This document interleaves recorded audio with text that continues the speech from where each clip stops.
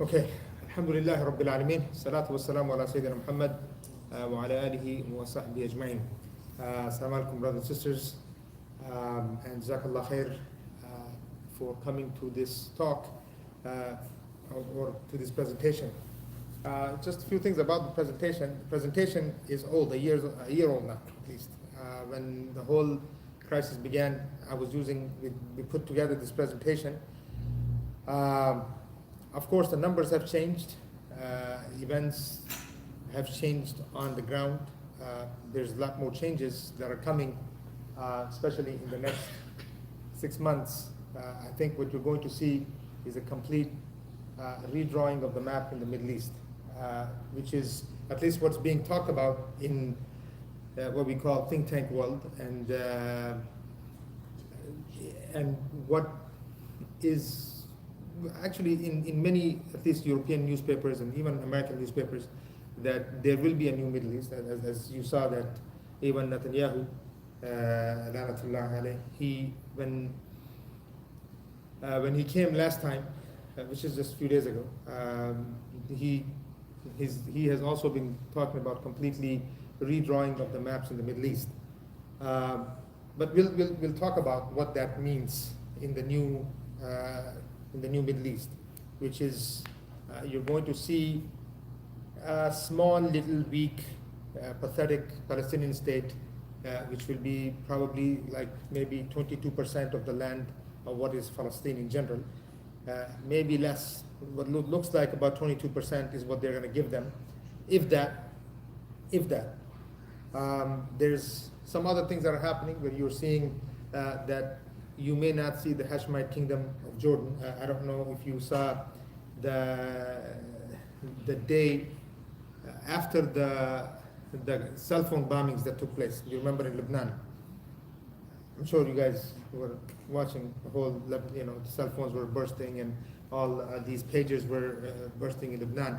When Hassan Nasrallah, when he came and he gave a talk, I don't know if you remember, a few days ago after that, he was talking about what may actually happen to even Jordan, meaning what is known as the Hashemite kingdom of Jordan and all that. So it looks like there is a new map for that area because they have to figure out what to do with the so-called 1967 or 1948 Arabs in Palestine. So basically you'll have a complete Zionist, Jewish, complete 100% Jewish state with no Arabs inside. All the Arabs from the West Bank will be pushed up to Jordan. I think what's it called, the Letnik River, or whatever that river that is. That river will be the Israeli border, and then this is at least what is very openly being discussed, like the new maps that are coming out, that this organization or that intelligence organization or this, all of these guys are putting out. So you are going to see a very different Middle East, that's for sure. Unless the Muslims get their act together and some intervention takes place in a sense that Sisi is overthrown in Egypt, or there's a serious shakeup in Pakistan itself, because the criminals are also sitting in Pakistan. I mean, the crime of Sisi is as much as the crime of the government of Pakistan in what they are watching happening in the Muslim lands. They are, after all, Muslims. They are not some whatever part of some Boni land or something like that. No, they are one of the, actually, I think one of the largest armies in the Muslim lands, with the largest, and you're talking about a nuclear power with actual power of even what they call now the new capability that Pakistan has, which is a strategic nuclear assets, which is where you can actually send a bomb to a very specific area. It doesn't have to be that whole cities are bombed, but you can send it to a very specific area. These are all new resources Pakistan has. As you know, it makes its own tanks and things like that. So they are part of the Ummah, and they are also responsible for what's happening in Palestine. But of course, IMF and what IMF has done to Pakistan has also done to Egypt. Yani if Egypt, of course, is another whole situation by itself. The crime of Sisi will never be forgotten. I mean, at the end of the day, brothers and sisters, we have to understand it's not that the Muslim Ummah is weak. Muslim Ummah is not weak, but it has been betrayed over and over and over. And it is not only betrayal, but the traitors, what they have done to us. It's beyond, to make us look weak. And look, when I go through this, you'll see that it's never been, it's constant betrayal that has really made even the existence of Israel happen in the Muslim lands. If not, it's an impossible entity. It's a poisonous entity in the heart of the Muslims, and Muslims have to keep that in mind. No matter what the map looks like, we have to realize that that map, inshallah, whether what it looks like tomorrow, it will change the day after. And this is something that we have to keep that in mind. So let's start here. Gaza and the global order, is it sustainable? As you know, brothers and sisters, as I was saying in the khutbah today, the numbers are no longer 40,000, 50,000, 60,000 killed. The numbers are over 240,000 killed. And 240,000 shuhada, you're looking maybe up to, as I said, if you say 250,000 Muslims, that's a big number. 250,000 Muslims of women and children, over 70% being women and children, killed. So this is not just whatever number. Although for Muslims, Iraq was almost 500,000, just children, as you know, the famous statement by Albright, 500,000 children killed. Yes, it's worth it. Do you remember that? That was a whole, and then after that, what they had done in Iraq, the killing of almost 20 years, the killing of 20 years in Afghanistan, the killing of over 40, since 48 till now in Kashmir by Indian Army, the killing, 30 years of war in Somalia, that continues until today. I was just in Somalia, actually 5-6 days ago I was in Somalia. Oh no, last week, Saturday is when I arrived. Today is Friday, so okay, a week ago. 30 years of war has devastated the country, but it's so resourceful that you're talking about planes leaving with so many resources on a daily basis in out of Somalia, in and out of Somalia. Same thing with Yemen, same thing with Pakistan. So the whole Muslim world is in chaos, and it's looking for leadership. And I think what happened, especially yesterday, or this morning, or yesterday, the killing of Sinwar, I think has created even more emotions that the world will have to deal with, whether they like it or not. And so there's a lot that's going to happen in the coming days, inshallah. Okay, so let's go to this thing here. Of course, this is the grave of Salah ad-Din Ayyubi, rahimahullah. And it says there, this is General Allenby. He enters into Jerusalem. The British forces entered Jerusalem on 9th December 1917. General Allenby took a stroll in the old city and declared, today the Crusades have come to an end. So I just mentioned that there so that you understand the mentality. The mentality of Crusades, whether it's Zionist or whether it's Crusades, has always been there. We may give them, the benefit of the doubt. It's not this way and that way. I don't know if you remember, even when 9/11 happened,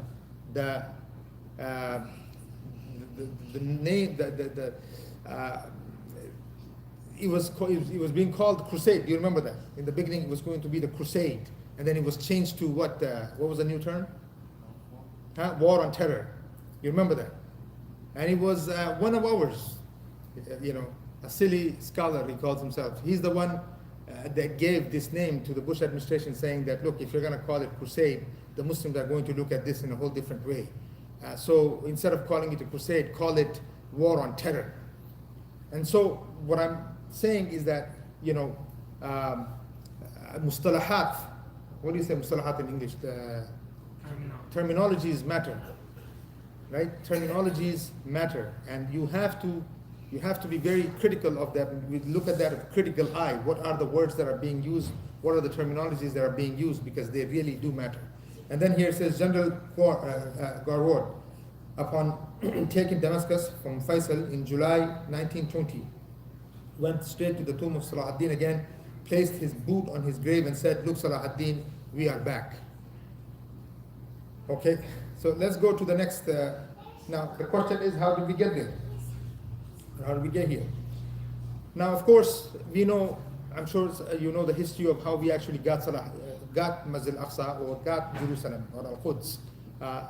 The story of Umar al-Khattab is very well known, right? That the Prophet ﷺ, was in his lifetime itself, the Prophet ﷺ was sending contingents to take Aqsa, or to take Sham, let's put it this way, to take Sham itself, because this area is called Sham, right? All the way from Damascus all the way to Quds is considered Sham.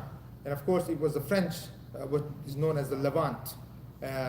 It was changed into 5 different countries that we see today, which is Jordan and Palestine and Lebanon and Syria and this, Palestine and all this. This is considered Sham. So the French came, they divided these lands. If you go to Turkey, for instance, if you see Rihaniya, it was also part of Sham.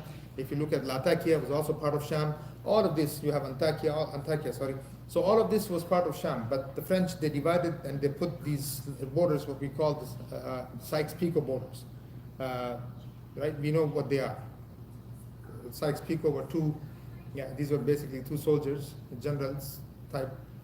They were the ones who are known very famously to draw these lines that we see today in the lands of the Muslims, all different states created. So Umar ibn Khattab, and so the Prophet ﷺ, as you know, even till the day he died, والسلام, he passed away. You remember the army of Usama. The army of Usama was also going to Sham. And it was Umar ibn Khattab, it was Abu Bakr Siddiq who had said that, how can I stop an army that was sent by the Prophet ﷺ? You remember that when Umar ibn Khattab had asked that the army be stopped because of, they were worried that there might be some type of a revolt within Mecca or Medina, or Mecca at least, and in Jaziratul Arab, there were some issues going on, so he was worried about that. But then Abu Bakr Siddiq, he said, how can I stop an army that has been prepared and a flag given to Usama? And so the point is that Rasulullah was also in his lifetime was trying to conquer Asham. Of course, this actually happened under the time of Umar ibn Khattab. The famous story where Umar ibn Khattab went with his servant and he got the keys of Masjid al-Aqsa. He was the one who was walking in front of the camel while the servant was sitting on the camel. This is a very famous story. So this is known as the Umari Treaty. So one thing we have to understand is a lot of people get into these conversations that, oh, did the Palestine belong to the Yahud, but is this, and all of these discussions that people have, you have to have very clear discussion. Masjid al-Aqsa, or Palestine in general, fell in the hands of the Muslims during the time of Umar al-Khattab, and the treaty was signed, and then that treaty gave that land to the hands of the Muslims, period. It is the Umari treaty that gives that land to the Muslims. And as I said in the khutbah, that the Prophet ﷺ, he said that a land that has been ruled once, even once, if it's been ruled by Islam, if you lose that land, you will gain that land in Jahannam. It's a very clear hadith about this. This is why it's not allowed, it's not a small thing for the Muslims to just lose land, whether it's Kashmir, whether it's India, whether it's Spain, these are lands that we will be accountable for on the Day of Judgment. So keep that in mind. Of course, tolerance of all religions and races, thriving Palestinian, Christian and Jewish communities today, freedom of movement, of all of that was given to them. Now, we talked about the Prophet ﷺ, the prophecy of conquering of Al-Ahzab invasion, different hadith mentioned regarding Sham. The letter to the Roman Emperor calls him to accept Islam, pay jizya, or prepare to fight the Muslims. We talked about Umar al-Khattab. Let's go to now. This is also known, what is known as life in Muslim ruled Palestine. Religious groups are protected, courts run according to religious laws, no compulsion for anyone to accept Islam. The Muslim world was refuge for the Jewish community. Anti-Semitism was European phenomenon. And as you know, dear brothers and sisters, one thing that we have to keep in mind, that when people talk to us about Palestine and why there has to be a Jewish state, we always ask them, why don't you give them a Jewish state in Europe? No problem. To give Germany, Germany is the one that did the greatest crimes against them. Why don't you make Germany into a Jewish state and give it to them? It's bigger than Palestine. Why do you have to do this in the heart of the Muslims here? Of course, there are strategic reasons for that, and it has nothing to do with the Jewish entity. Keep something in mind, brothers and sisters. Zionists, 99% of them are atheists. They're atheists. They don't even believe that there's a creator. That's what it means. So it is a political entity like Hindutva is. If you look at the Hindutva, what is Hindutva? It's not really a religious entity. Rather, most of them were atheist, socialist. It's a political entity, a political movement. In case of the Muslims of India, to drive them out of India, and in the case of Muslims of Palestine, to drive the Muslims out of Palestine.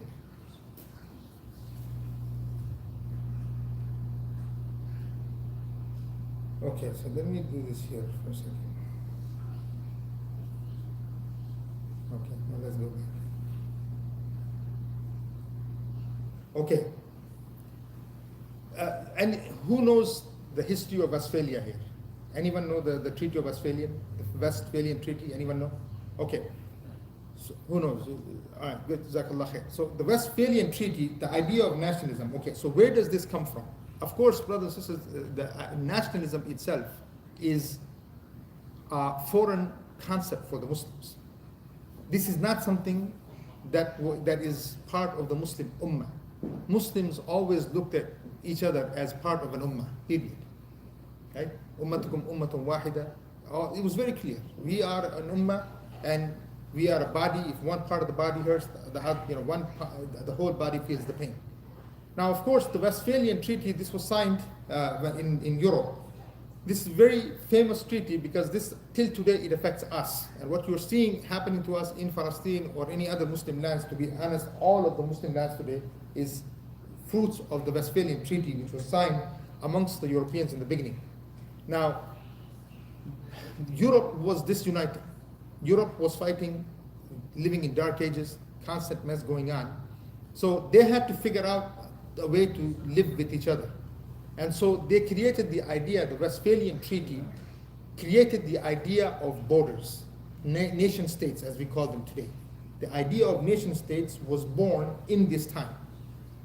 Now, there's another part to Westphalian Treaty. That is that it was created in order to weaken the Ottoman Khilafah at the time. Because remember, this is happening in the beginning or the end of 1600s, 1700s, beginning of 1700s. So you're talking about a decision made in order to weaken the Uthmani Khilafah, which, remember, is one big entity, right? They also call it the empire and all of this. But the reality, so their idea was using Westphalia, which they used later on, to actually divide the Muslim lands. So keep that in mind. You might study it somewhere, your kids will study that somewhere, but this was a strategic setup, which later on it was used in order to create the prison system that we see today in the Muslim lands. The whole Muslim lands today, the Muslims, it's a prison. And each country is a cell. Literally, this is what we see today, right? A whole prison with small cells. One is named Pakistan, one is named Sudan, one is named Saudi, one is named this. So they have created these are cells. You're allowed a certain amount of freedom within the cell that you're in. You can go to the bathroom if you wish, if you can sleep at a certain time if you wish, but you got to get up at this time, you got to do this at this time. You are under a law. But that's what they've created. That is exactly what the point of nation state was. Until today, if you see it, this is exactly how we are being ruled, right? A complete prison system. Now, so let's go to the next point. The birth of Zionism. Jewish intellectuals influenced by nationalism for a Jewish state. Theodor Herzl articulates the idea of Jewish state, though he was an atheist. Dr. Nathan bin Baouni coins the term Zionism. Britain saw the occupation of Palestine the most strategic option for them. Now, the Jewish intellectual, this is, as you know, very famous issue that actually happened also with, Sultan Abdul Hamid, right? We all know Sultan Abdul Hamid. If you don't know, you have to get to know who Sultan Abdul Hamid was. So it was this time, the famous story that Theodor Herzl, he goes to Sultan Abdul Hamid and he asks, because at that time, the Ottomani Khilafah did owe a certain amount of money. So he said, look, we'll pay that money off, sell us basically Palestine. And there's a very famous statement that he made. He said that if the Khilafah was to be taken away, or if it was to be dissolved, destroyed, you would get Masjid al-Aqsa or you will get Palestine for free. This land is not for mine to give because it was taken by the blood of my forefathers, meaning the Sahaba. This was the answer that they had received. So they were having a very tough time. The Europeans realized also that they did not want a Jewish entity in Europe. And the only way that for them to keep their strategic assets of the Middle East, at the same time give the Jewish a state in which their interest will be constantly taken care of. And you'll see how that works. Now, this is the Uthmani Khilafah, I should say, actually, in the late 20th century. It was Islamic Caliphate founded on the idea that it protected the interests of the Muslims, governed by the Sharia Islamic law, had lost significant territory due to colonialism. Misr, Egypt, and Sudan was ruled by Britain. This is later on. And then Sultan Abdul Hamid, I mentioned the story here. Okay, so I discussed this also, but now this is something that you have to know. European states backed separatist movements in Eastern Europe and Arabian Peninsula. Alliance between the British Empire and the Sharif of Mecca. The Hussein, Sharif of Mecca, as they call him, Hussein. What is his name? Sharif Hussein, there you go, of Mecca. These guys, brothers, believe me, these guys have been traitors from day one. They have been traitors from day one. If there was day zero, they were born in this. So when you see today, right, where King of Jordan, what's his name, Abdullah, when he keeps saying, oh, I'm the one stopping the missiles to be hit, you see, you're hearing that, right? Constantly, it's Jordan that's stopping the missiles being hit. It's him. So these guys have been like this from day one. His grandfather was this, and they were all born in betrayal and traitors. They were from day one. Khiyana is their birthright. If they don't do it, they don't feel like they're doing something right. From day one. Huh?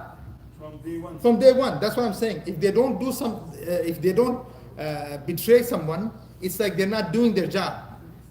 If they feel bad, it's the opposite. Right? Now, you know, what's funny is that the army that actually helped the British win or take Jerusalem, there's a very funny statement. The statement says, the largest Muslim army fought the largest Muslim army to take Jerusalem and give it to the British. That's the joke. Did you know that joke? You know, I'm sure you've heard of this. Which means basically what they had done was they had used the Muslims of India, right? India, which is now Pakistan, India, all of that. They basically used the Gorkhas, the Punjabis, all of these guys, right? Used them as army to fight for the British army against the Muslims in the, against the Uthmani Khilafah basically, to take over Jerusalem. And this is the second time in our history we have done this to ourselves. The one time it happened before was Yazgird. Do you remember Yazgird? And it was Taimur Lung, and Yazgird, it was Bayezid and Taimur Lung. These were the two that went head to head just to see who will win. And when you get too much luxury, this is what happens. I mean, the largest two Muslim armies in the world. One was controlling all of Asia, one was controlling Europe and all of the West. They went head to head just to see who will win. And so we are paying price over the lot of the Jahiliyyah. We are paying for that price. But the good thing, alhamdulillah, is that we learn. Allah subhanahu wa ta'ala always has his way to teach us a lesson so that we come back to our ways, come back to the deen of Allah. Now, British ambitions. I'm going to just read this, but then I'm going to explain the actual declaration, what's known as the Balfour Declaration, right? So you have Imperial British global ambitions, expand British rule India to the Middle East, the Balfour Declaration, decision to yield the future possession of Palestine to Zionists, creation of institutions post World War I, the largest of the League of Nations. Okay, so let's talk about this thing. So when we come to it, you'll already kind of know. Now, the Balfour Declaration is a very interesting this thing here. If you can kind of read it, read this declaration. This declaration basically takes the land that doesn't belong to them. The British took the land that doesn't belong to them and gave it to somebody that doesn't belong to. That's called the Balfour Declaration. Okay? And on the other side, the Zionists basically had promised a lot of money in this. So it was all money game going on, which is, of course, the British interest. But this is what gives There is nothing, there is no such thing as this is the holy land for the Jews, this is the birthright of the Jews, this is the King David, and all of, none of that is there. What gives them the land is this Balfour Declaration. It's a political deal that is made between the British and the Zionists that literally transfer the land of the Muslims that doesn't belong to them to the Jews, to the Yahud, to the Zionists. That's how they got this land. Now, of course, after that, they put together a whole narrative into how somehow to justify the occupation of the Muslim land. Okay? But it doesn't stop there, right? Now, what I want you to, and then here's the British mandate. Can I stand? It's very hot. Okay, so I like to see, I guess, what I'm saying. So this is a very important thing here, brothers and sisters. The British mandate, sorry, okay, so the British mandate, what's a mandate, first of all? What's the definition of a mandate? Huh? It's not temporary. It's temporary in a sense, but it's like you're giving somebody your confidence that you can do something, right? So basically what's happening here is that the British are saying to the Arabs in the land, in the area, said, look, you're useless. You don't know what you're doing. So we're going to tell you what to do. Basically, we have the mandate. You know, so I'm sure you've heard the a lot. We have the mandate. We know what to do, and we're going to work this out. But now, work it out means what? We're going to tell the people of this land how and what will happen to them. What's good for them and what's bad for them. Now, here's something, right? This League of Nations, do we have something like that today? We call it United Nations. So before the League of Nations, it used to be known as Family of Christian Nations, which turned into League of Nations, which turned into United Nations. By the way, there is now another security that's coming. It's going to be called the Security Council of the Middle East. This Security Council that we are going to see now within the next 6 to 7 months is basically Egypt, Saudi Arabia, Turkey, Iran, and Israel. These will be the 5 countries that will be basically run the Middle East for the United States. And so far they have been doing it anyway, but now it's going to be basically managing and keeping the supposed the Arab world in a stable situation, giving Iran nuclear weapons and giving Israel nuclear weapons. As you know now, Iran has nuclear weapons. I'm sure you've heard. Because this is, if you look at Al Jazeera now, Al Jazeera calls Iran a nuclear state now. It says nuclear armed state, nuclear armed state. And this was the deal, by the way, that the Americans made with the Iranians, that Iran will say nothing, as that they will be given basically the allowance that they will be able to get their nuclear weapons, because remember, it was already at 60% uranium grade. Right? They already had 60%, which all means that you already have the gun, you have all of what it takes to make the nuclear weapon. So India and the Americans made that deal, and that whatever now Israel will do after October 7th, Iran will not interfere. And to reward them, it will be that they will be allowed to have the nuclear weapons, which Israel already has. But now, it looks like what's going to happen is that these 2 states will basically manage and maintain, like what, you know, when you see Iran, Pakistan, and India, right? Both nuclear powers, China and India, or North Korea and China, right? All of these things that you're saying, each area managing regions. So the United States usually, whenever it wants to, the way it works in the regions, it doesn't like to work with individual countries. It's too much of a headache. They usually work with regions. And so they create these regions. But Britain was the opposite.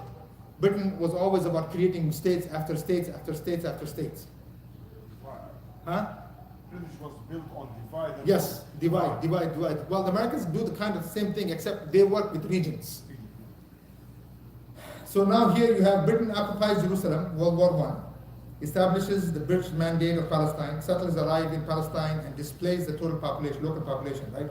So 1919, you have 90% of Palestine are non-Jewish. By 1947, 77% of Palestine is already non-Jewish.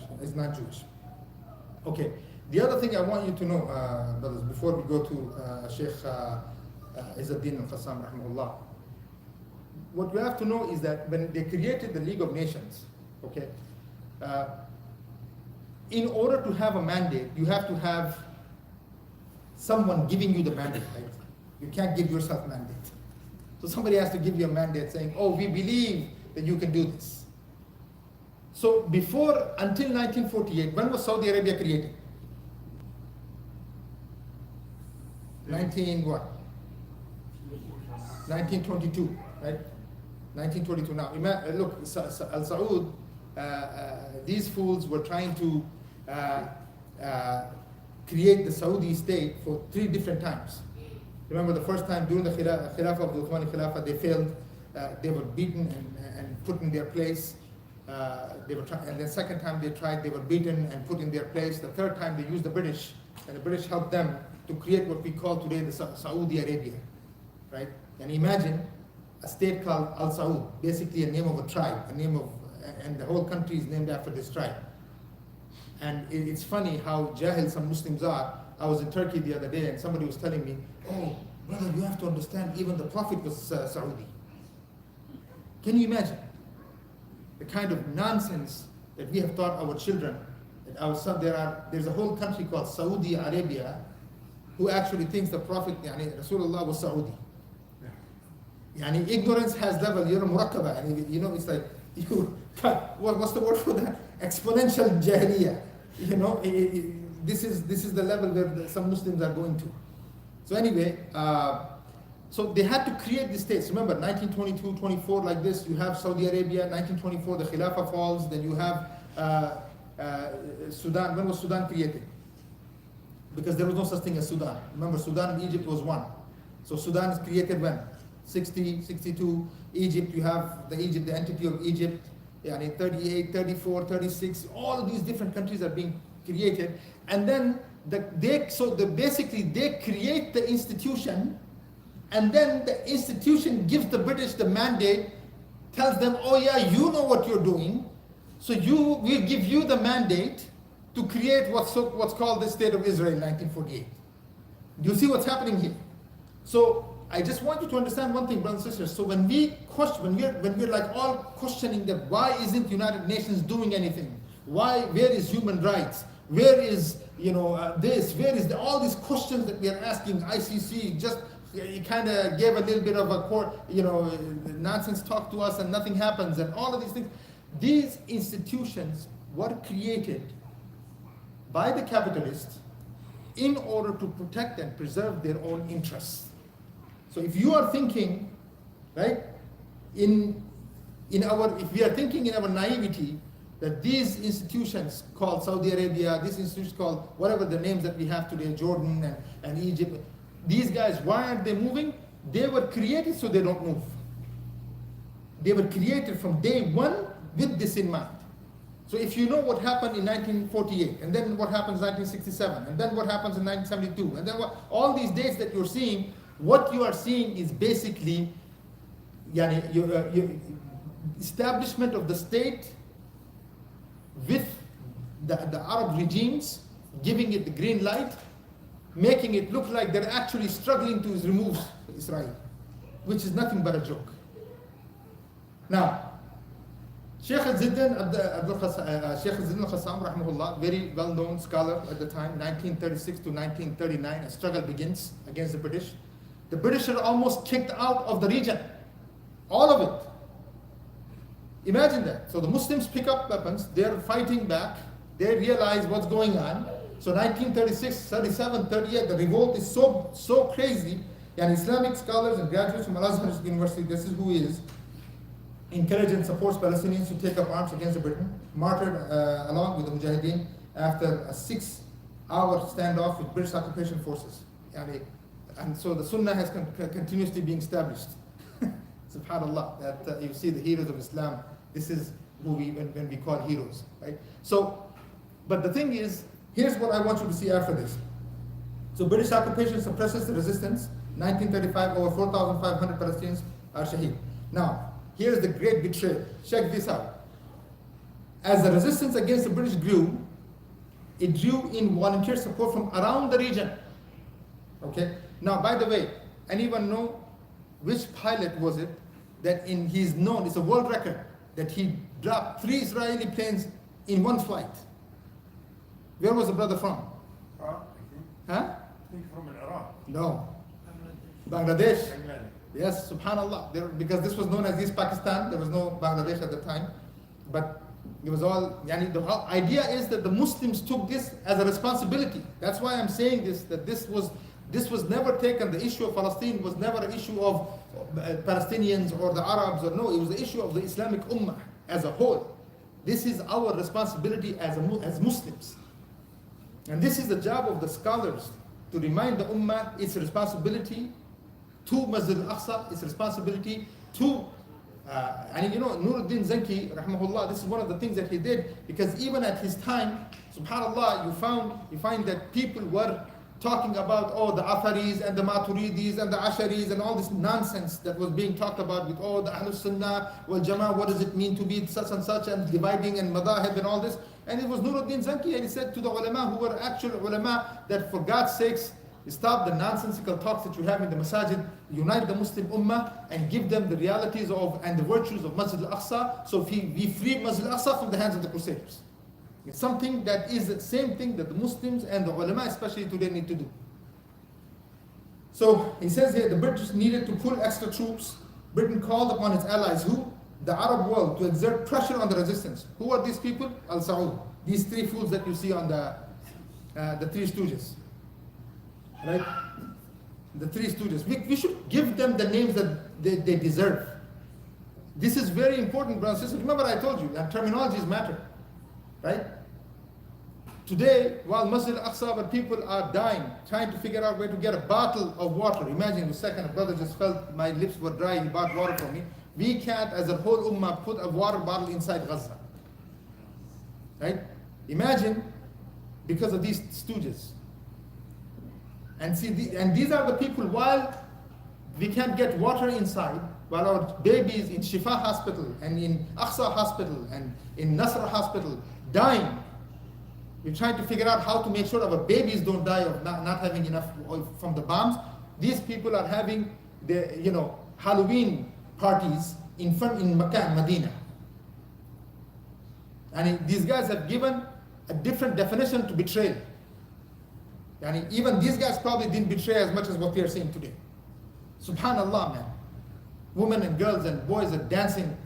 And you see that in Karachi. Yesterday I was watching this thing, somebody sent me. Men, boys carrying girls on the top of their backs, dancing in some Indian song. That you're seeing the same thing happening in Riyadh. And then you think that they will free Masjid al-Aqsa? But whose fault is that? I don't put the fault and the blame on our youth. How long are you going to blame the youth for not doing something? It's the ulama, it's the parents who did not give the proper upbringing to their children, so they realize the role that they need to play. Just look at here. How many youth are here? Other than this, mashallah, may Allah make you and give you the strength like Salah ad-Din, and to be, inshallah, the one who will free Masjid al-Aqsa.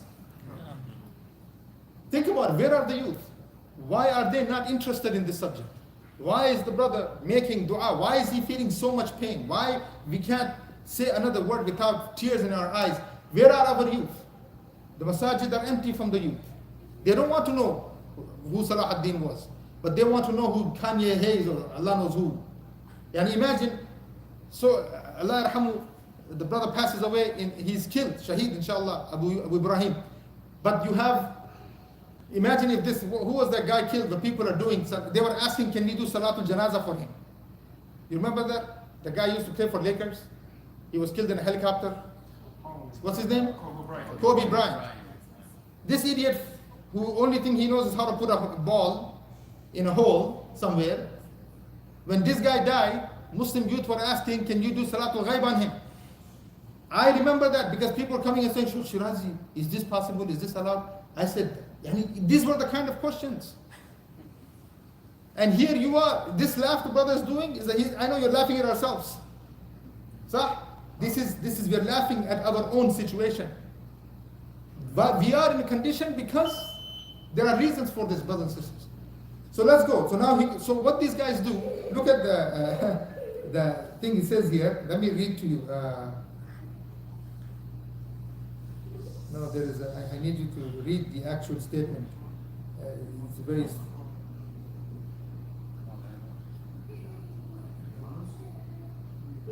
Oh, wait. There's a very.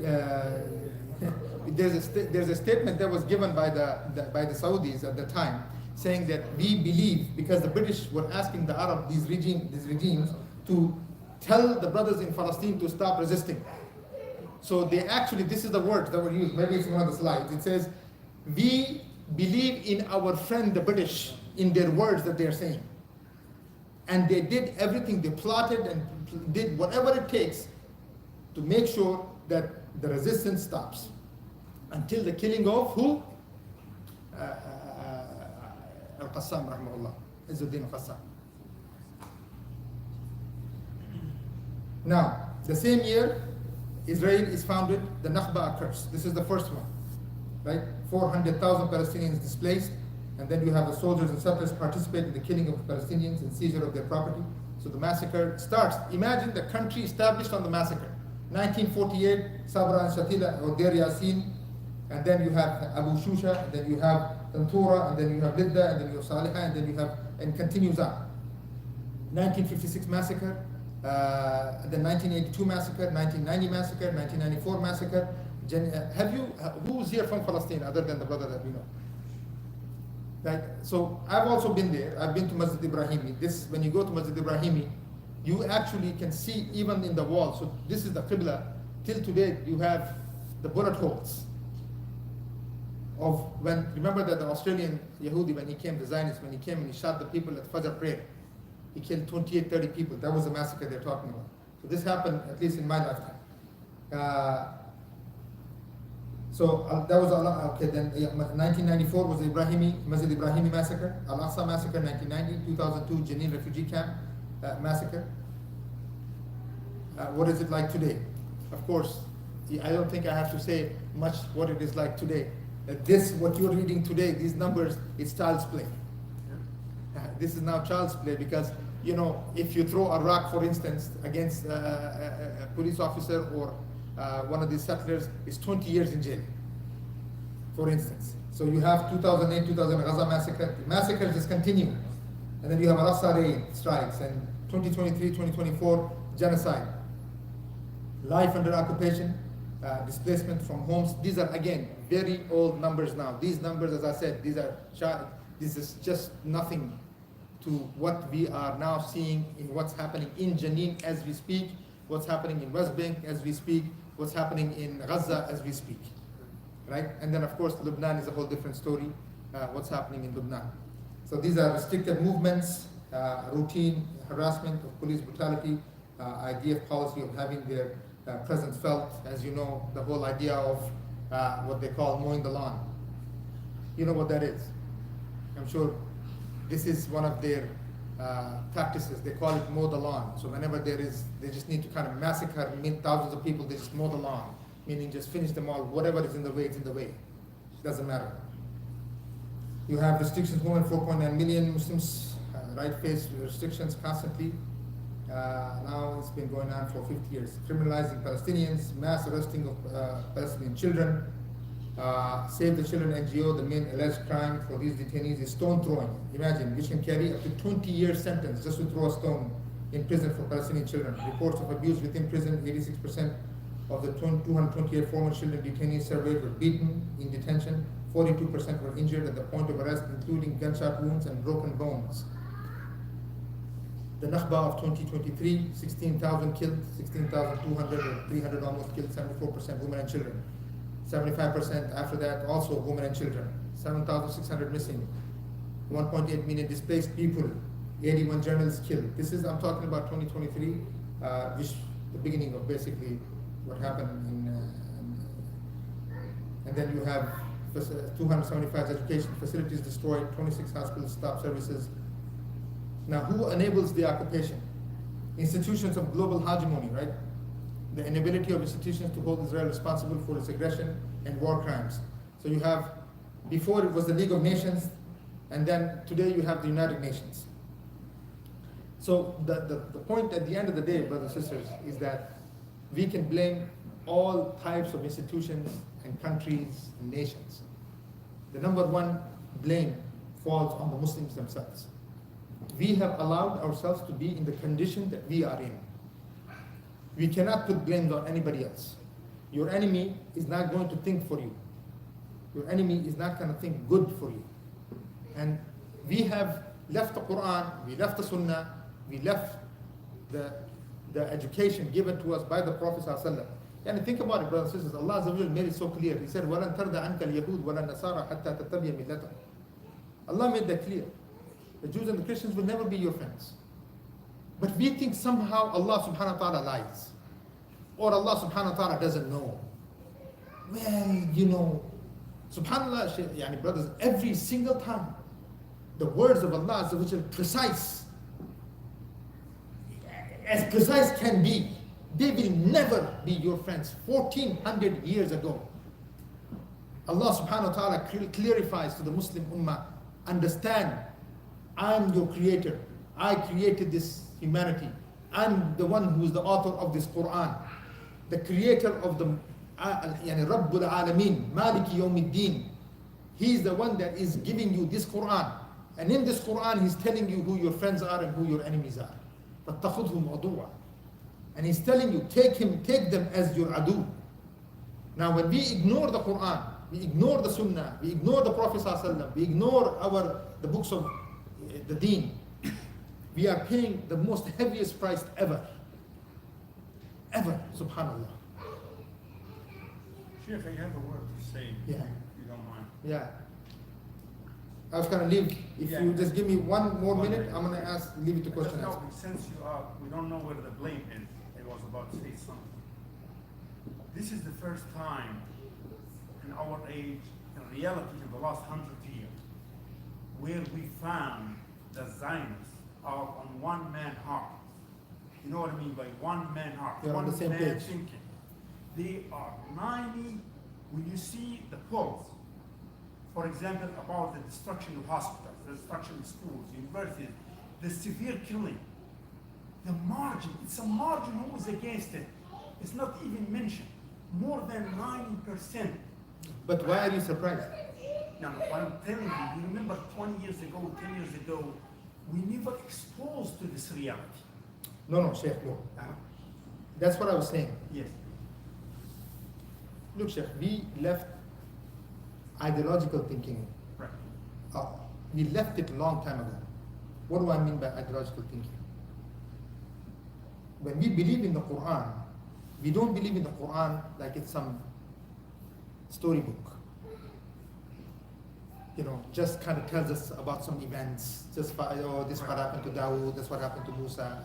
No. It's a continuous. The Quran is a book of law. It's a book of guidance. And it orders you to do things. And it tells you don't do it, you'll be punished in the dunya and the akhirah. It's telling you what needs to be done. We treated the book of Allah as if it's a storybook. So Allah told us 1400 years, that's what I'm telling you. 1400 years ago, Allah Azza wa Jal is telling us, وَلَنْ يَجَعَلَ اللَّهُ الْكَافِرِينَ عَلَى الْمُؤْمِنِينَ سَبِيلًا. How many ways Allah Azza wa Jal has to tell us? But we ignored it. We are looking at this survey, that survey, 1400 years later, 1994, 2005, 2023. Akhi, if we had our head straight on our head and on our shoulders, when Allah says, وَلَنْ تَرْضَ عَنْكَ الْيَهُودُ وَلَا النَّصَارَى, we should have said, غَيْرِ الْمَغْضُوبِ عَلَيْهِمْ وَلَا الضَّالِّينَ, enough. Then every single time we have to be careful. If Allah says no, it doesn't matter if the survey in 2023 said that, 50, there is a divide between the Yahud, 50-50. You say, no, I don't believe that, because Allah says, وَلَنْ تَرْضَ عَنْكَ الْيَهُودُ وَلَا النَّصَارَى حَتَّى تَتَّبِعَ مِلَّتَهُمْ.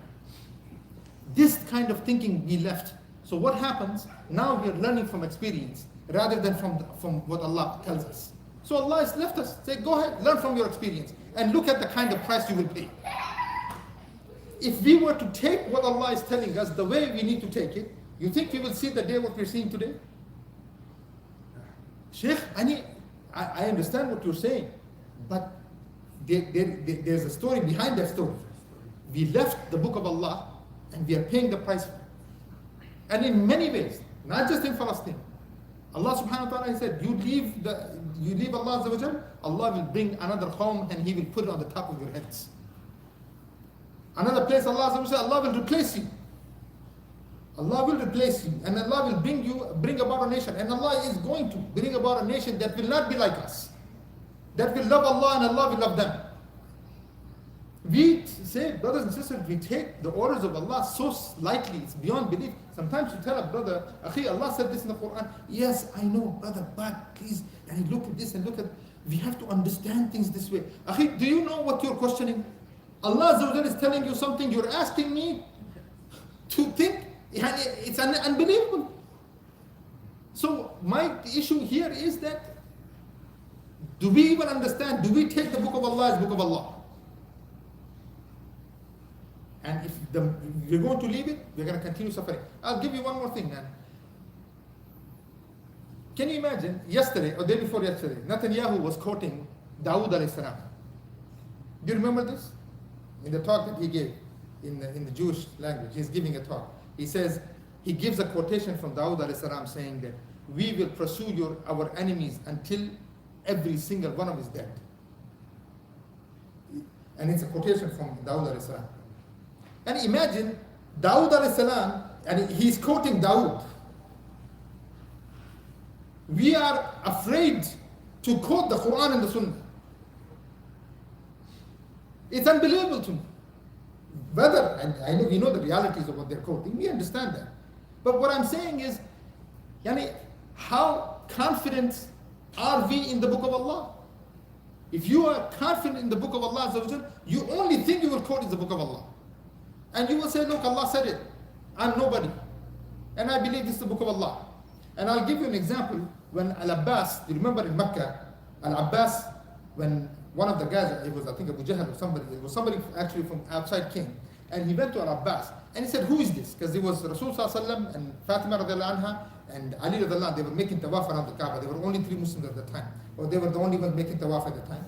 So he asked Al-Abbas. Al-Abbas was not Muslim yet. Al-Abbas became Muslim later on after Fatah Makkah in some cases.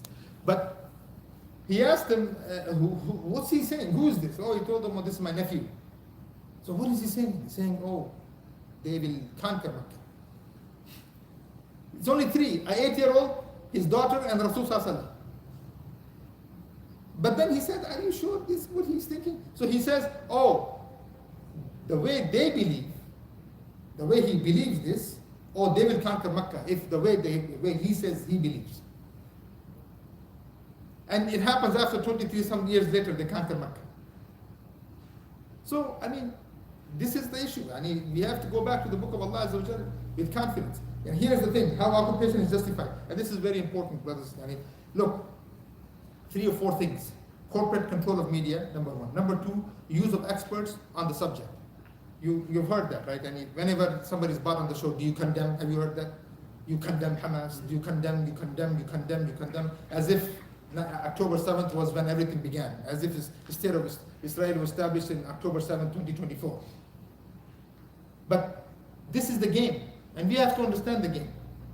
Oh, and supposed to be people who come and these are experts. Everyone is brought in as experts and is talking like expert. And everybody who lives on the ground, he's on the ground and he's saying what he's seeing in front of him, and the expert is believed and the person on the street is not believed.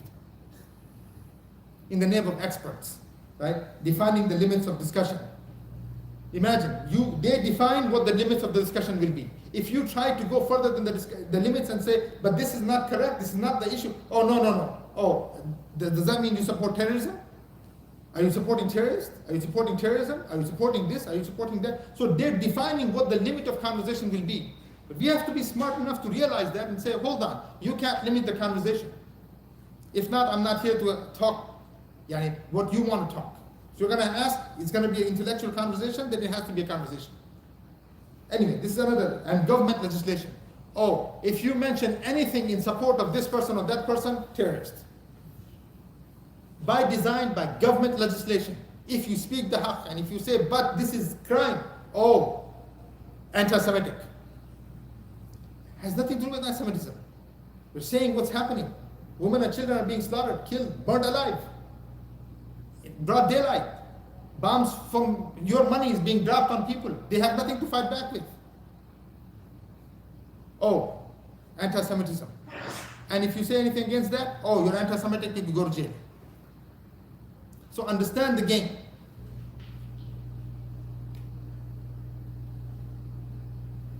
Now, here's the thing. So look, I never, as I said, even in the khutbah, we never end with bad news. As the Prophet ﷺ actually, he said, whenever you meet the Muslims, give them glad tidings. And so there is glad tidings, brothers and sisters. And that is that with all the plans, وَيَمْكُرُونَ وَيَمْكُرُ اللَّهُ وَاللَّهُ خَيْرُ الْمَاكِرِينَ. Keep that in mind. Allah subhanahu wa ta'ala is also planning, it's not only one day.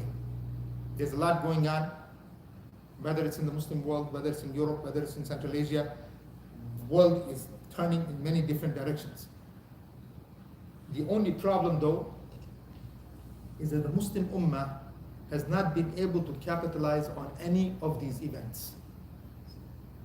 If October 7th is an event, the Muslim Ummah should have been able to capitalize on this. Imagine if the Ummah united, there would be no such thing as Israel today. If they had united on that day, when they had decided to attack Gaza, if the Muslim Ummah came together and said, no, that's not what's going to happen, that's not going to happen. Rather, if they would have actually acted, but we did not capitalize on that. While the kuffar in general, when you look at the West in general, has been able to, even events that have been even created by Muslims, not many other events, they have capitalized on those events and divided and penetrated the Muslim lands. And number one reason for that is lack of leadership.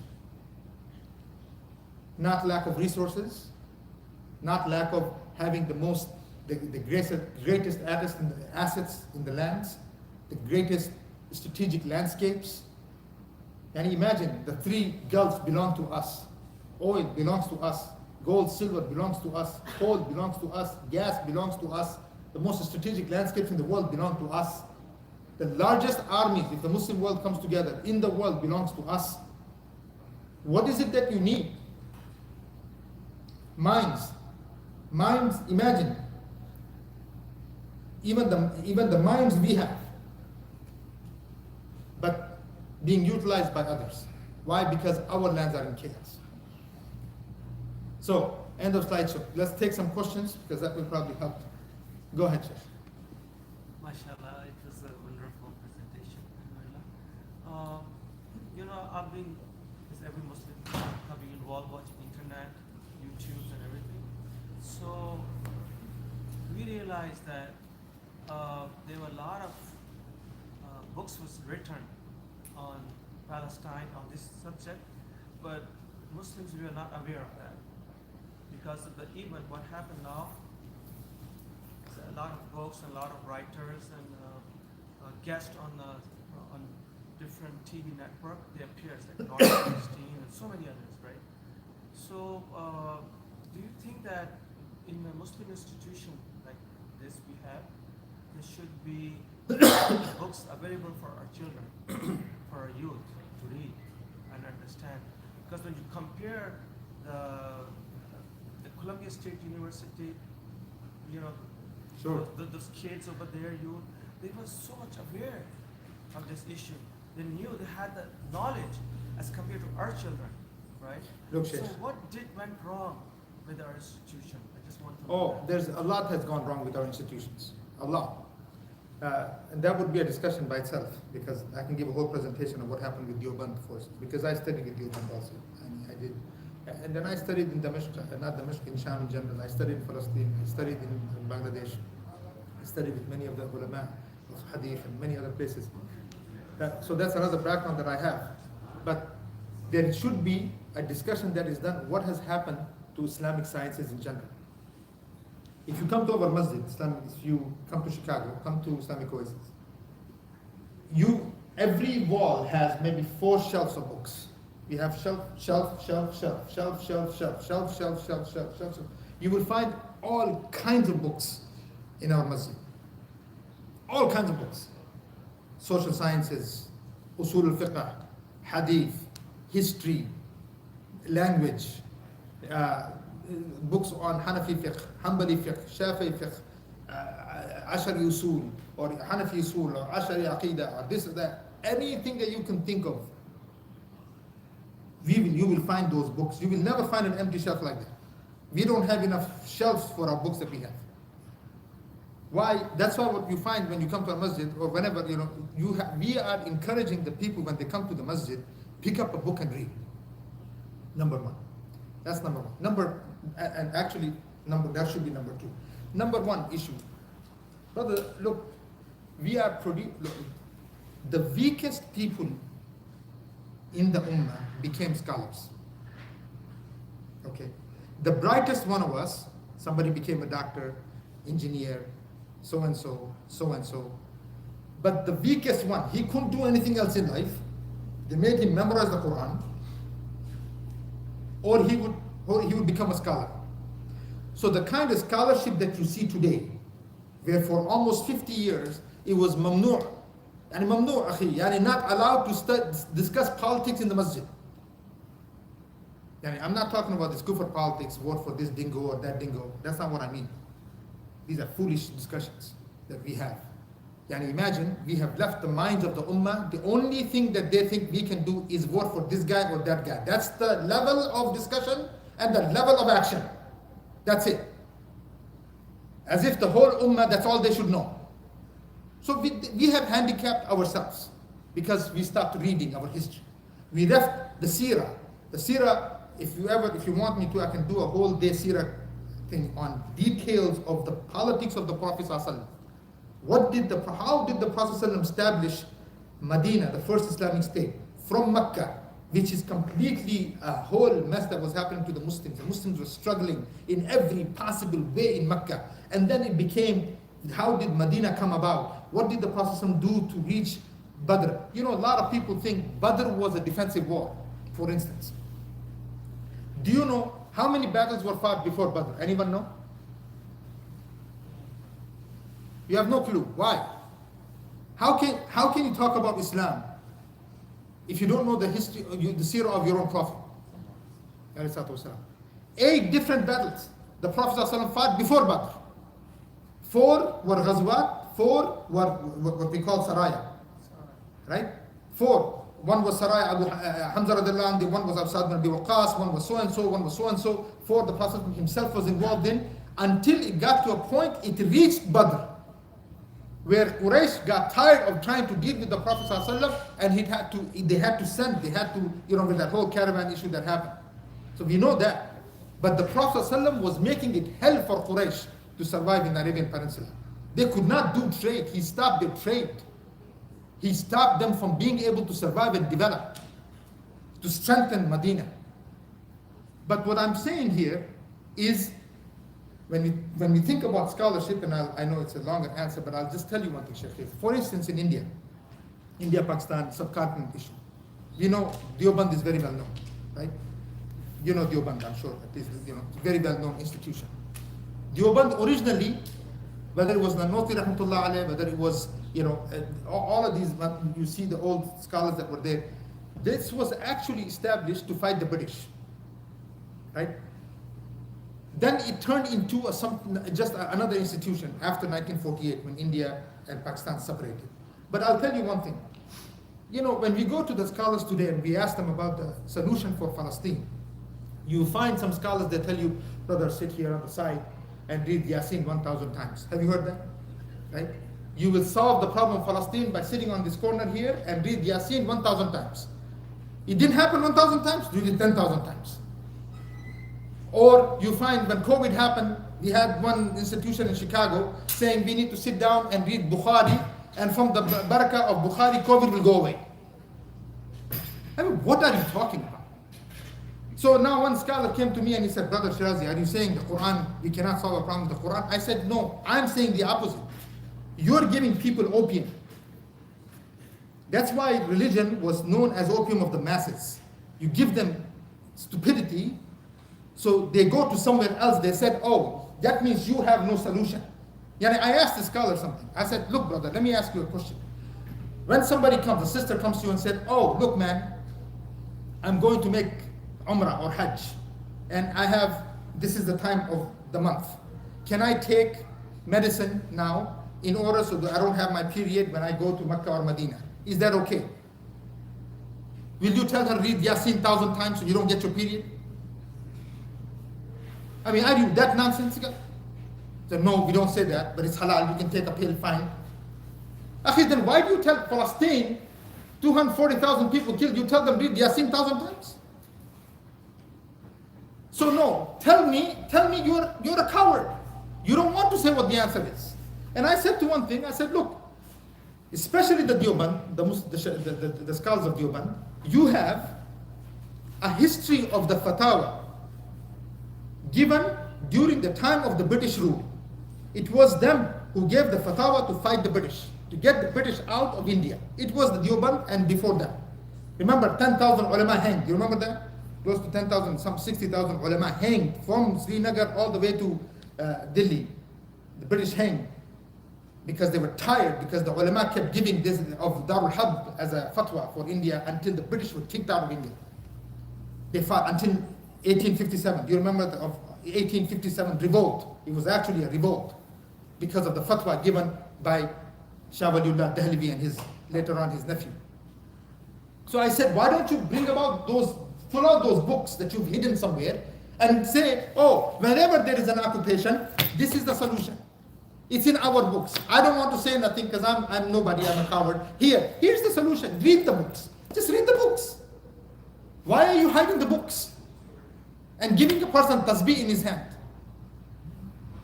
So what's happening with that is that the Colombian students that you're talking about, so the best and the brightest are going and joining the hands with the Colombian students who are atheists, who are supporters of LGBTQ, who are supporters of nonsense, but they are showing more guts than your madrasa students. Where will the thinkers go? Where were the ones who are free people go? They're going to them. And they left the masjid. They left the masjid because when you go to these universities, you find thinkers, people who actually think, who actually take stands, university professors, doctors, PhDs, who are writing books, who are making you think and telling you, here, read a book for God's sakes. We tell our people, don't read the book, you don't know, don't read the Quran, don't even read it, just, for how long we were not, how many, our scholars told us don't even read the Quran with translation. So there is a problem, and that this culture has to change. And number 3, and the last thing, Shaykhi, we have no such thing as the clergy. There is no clergy in Islam. You understand what I'm saying? There is no clergy class that only they are the ones who are supposed to read and study and read the Surah and read the books of Hadith and the Quran and the Sunnah. There's no such thing. We're not Christians where there's only a clergy that reads the Bible and everybody else is not allowed to read. This class of so-called clergy was created after 1948 in India in order to separate deen with life and to create a class that will be later on very easy to be controlled by the British influence. So, bhai, iski puri ek history hai. If you understand Urdu, there is a whole history behind this. And if you tarikh, it's not just small issues here and there. So we have to properly teach and convey the message of Islam. Yani, number one way to do that is to teach the history of the life of the Prophet ﷺ. You know, somebody, we did a seerah thing the other day. Do you know, brothers and sisters, in Mecca, how many in Badr? In the Battle of Badr, how many people were killed by the Muslims? Are you can talk, not a khutbah. Well, khutbah in linguistically, yes. Go ahead. 70 killed, right? Who were they? Every single person, the 70 that were killed in the Battle of Badr, were all leadership of Mecca. The Prophet ﷺ made sure in the Battle of Badr that not one person other than maybe Abu Sufyan was left because he didn't come. Remember Abu Sufyan, he went to Mecca and he said, it's been resolved. Why are you fighting? Leave them, come back. He didn't want to fight that anymore. He said, look, the caravan is okay now. Let's go. Abu Jahl said, no. Out of his kibr, he wanted to go and he died there. Lanatullah alayh. But 70 of the top leadership of Mecca was killed in the Battle of Badr, leaving Mecca leaderless. Even to the point that the Prophet ﷺ, what he did was he told Umar ibn Khattab, he said, kill your cousin. You remember his cousin? His uncle, sorry. His uncle, the Prophet ﷺ, he was taken as a prisoner. He was taken as a prisoner. Remember, Rasulullah said, take them as prisoners. Remember at the end, later on, the ayah came down that you should have gotten rid of them. But you remember that ayah, that, and then the Prophet ﷺ was crying, and Abu Bakr Siddiq was crying, and Umar ibn Khattab was correct, his opinion was correct. Anyway, but before even that happened, there were certain people, Umar ibn Khattab, Rasulullah ordered, Umar ibn Khattab, you have taken that so-and-so as prisoner? Yeah, I know he's your uncle. He went and he slaughtered him with his own hands. Ali radiallahu anhu was told, get rid of him, get rid of him, get rid of him, even though you have taken them as a prisoner. Why? It's one thing as Amatul Nas, lay people, Rasulullah let them go. But the leadership people, he got rid of them. Because he knew if he leaves one of them, he will go and bring back an army. These are lessons from the seerah of the Prophet ﷺ. And there are 1,000 lessons like this. What did the Prophet ﷺ do the moment he gets to Medina? What did the Prophet ﷺ do within Mecca? How did he build the Sahaba? How did he build the youngsters? What kind of men did he build? How come an 8-year-old Ali radiallahu anhu? How much time do I have, by the way? Huh? It's over. Oh, it's over time. Please I'm, continue. I'll just say one more thing here because I don't want to take the time of Isha. But I see some of the youngsters, mashallah, finally some of them are coming in here. But I'll tell you one thing, brothers and sisters. Ali radiallahu anhu was 8 years old. You remember Ali, 8 years old when he became Muslim. But now think about the conversation he has with Rasul sallallahu alaihi wasallam. He came to the Prophet sallallahu alaihi wasallam and he told him, Ya Rasulullah, I want to become Muslim. So Rasul sallallahu alaihi wasallam, he said, he was about to, and then he told him, fine, but make sure to ask your parents. So Ali radiallahu anhu, he took some steps. He turned around and he talks to the Prophet sallallahu alaihi wasallam. He said, Ya Rasulullah, did Allah subhanahu wa ta'ala ask my parents before he created me? Imagine 8 years old. A question like this, that's perplexed. It puts you in a situation that Rasulullah said, of course not. He said, then why do I have to ask my parents to worship Allah? Now the question here is, how was the Prophet ﷺ building the minds of these people? That they developed to be, every single one of them developed to be leadership people. Became khulafa, became governors, became top business people, became top thinkers, became commanders, became people who took over Persia and Rome. And who were these people? Shepherds. Shepherds. They were shepherds, Arabs who had no value about nothing. Rasulullah takes them and builds them into a nation that is conquering Rome and Persia. That Quran, that seerah is still with us today and will be with us till the day of judgment, inshallah.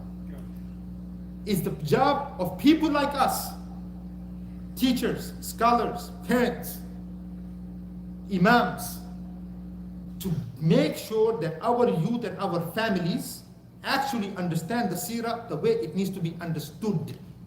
Not some story that you tell your children so they go to sleep. And some people, it makes me angry when people say, oh, whenever you want to sleep, if you can't sleep, turn the Quran on, you'll go to sleep. Hasbunallah ni'mal wakil ya akhi. You listen to the Quran, you go to sleep.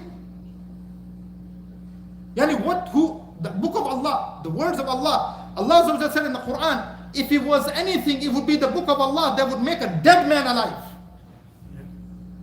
Dead man, he has no life, finished. This guy will listen to the Quran, he will wake up. You go to sleep, listen to the Quran. This is the value. But there's a problem. You don't understand anything from the Quran.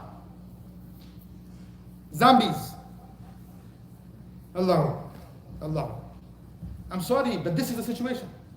Allahu Akbar, he doesn't know. Allahu Akbar, akhi. If you're Allahu Akbar, do you have that in your actions? Allahu Akbar. He's scared to say simple words, but then Allahu Akbar. Contradiction in actions, contradictions in thoughts, contradictions in how you behave. So, brothers and sisters, we have a lot of work to do. Okay? And if anything that we learn from what's happening in Palestine is that, and what we learn from the children of Gaza, from the men of Gaza, from the women of Gaza, is that we need to teach that type of sabr and that type of stand, how to take that stand to our children. You need to make sure that your children know what's happening. Don't make them, oh, you're too young to know. Don't do that. Don't do that. Tell them what's happening. So they grow up understanding the struggle of the Muslims. Not escaping and running away from problems. Teach them problem solvers. Give them work to do. Give them work to do. Read any study that you want.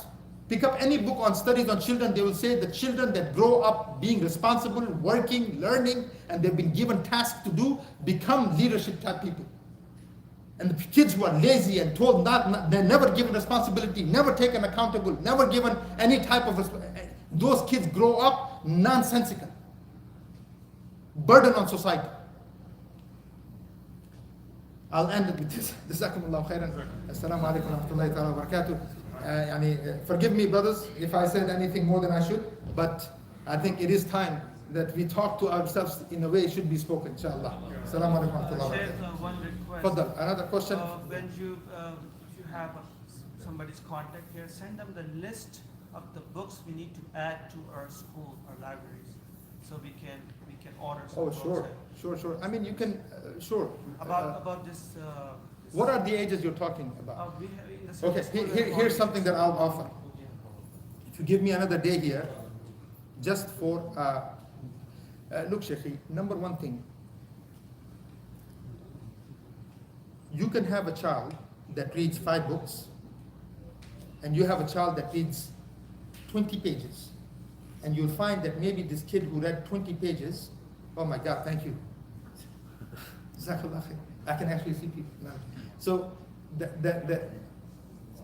20-liner, the kid that reads 20 lines, is actually much overthinker than the kid who has read 20 pages or 20 books. Why? If you're able to teach your children what we call usul al-tafkir, not takfir, please, tafkir, right? Meaning the usul, the methodology, the principles of thinking. Okay, there is actually a methodology to this. How do you build a child to be able to think? You know, when you ask a child, where does a thought come from? How do you actually get an idea? What do you do with an idea? Where do ideas come from?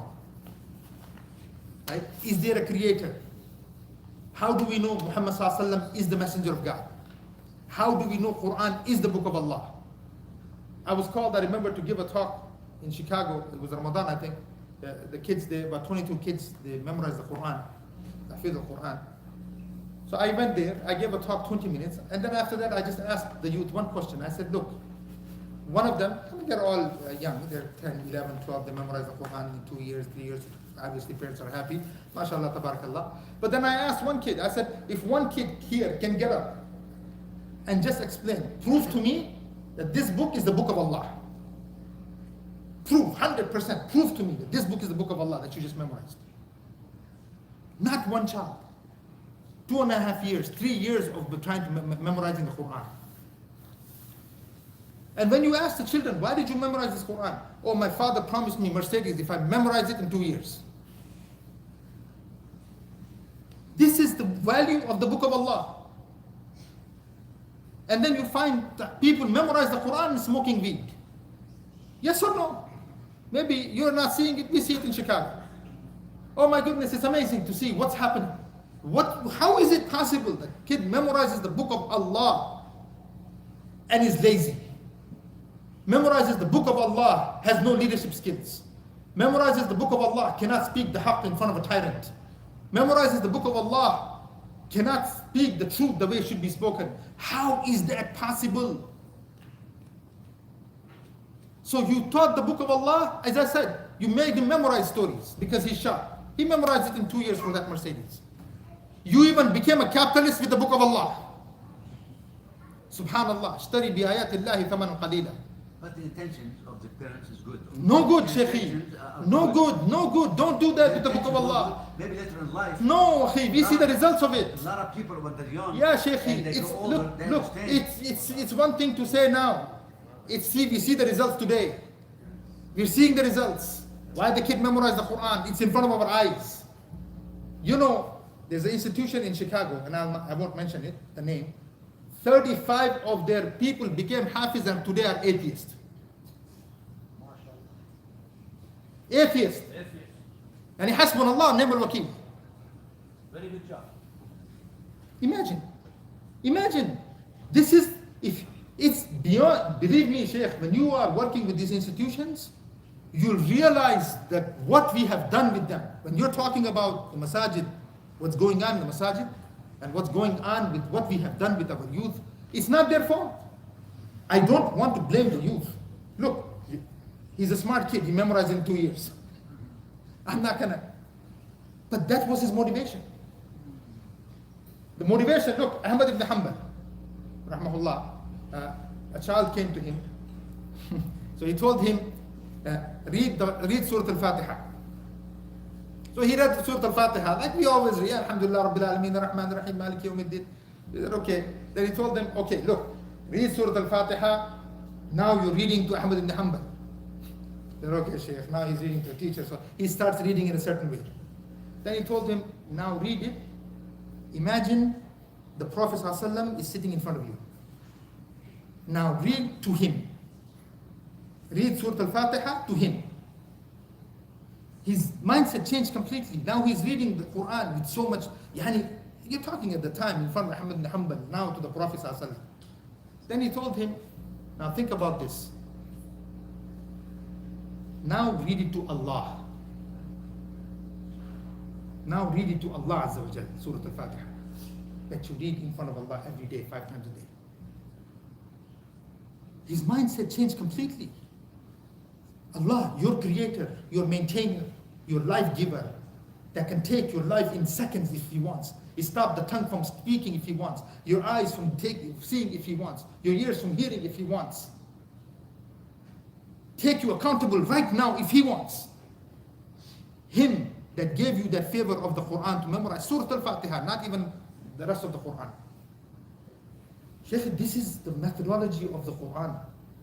The Sahaba came and they said, we used to memorize just 10 ayat. Memorize it, learn it, implement it, and then we would come back for the next 10.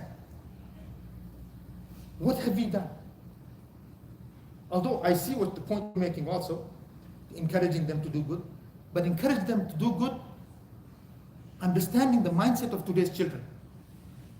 Material has captured their mind. You want them to do it for the sake of Allah, who can give you 10 Mercedes. You see what I'm saying here? Imagine Allah Rabbul Izzah, the one who gave you that mind, that you can memorize 6,000 ayat without one mistake. Do you know what He can give you? Imagine with this Quran what you can give you. لو أنزلنا هذا القرآن على جبل لرأيته خاشعا متصدعا من خشية الله وتلك الأمثال نضربها للناس لعلهم يتفكرون. So there's proper methodology of teaching the Quran. Once that's gone, the value of the Quran will not be there. So we ask Allah Azza wa Jal to use us to protect this ummah, to protect the children of this ummah, the ulama of this ummah, the nation of this ummah. May Allah Azza wa Jal give victory to our brothers in Gaza and Kashmir and bigger Muslims and around the world, everyone that's struggling for the sake of Allah Azza wa Jal. May Allah humiliate the betrayers, the traitors, and replace them with the men such as Salah ad-Din, and use us in that path to free Masjid al-Aqsa al-Mubarak. اللهم صل على سيدنا شفينا ونبينا مولانا محمد وصلى الله وجزاكم الله خيرا. السلام عليكم ورحمه الله وبركاته.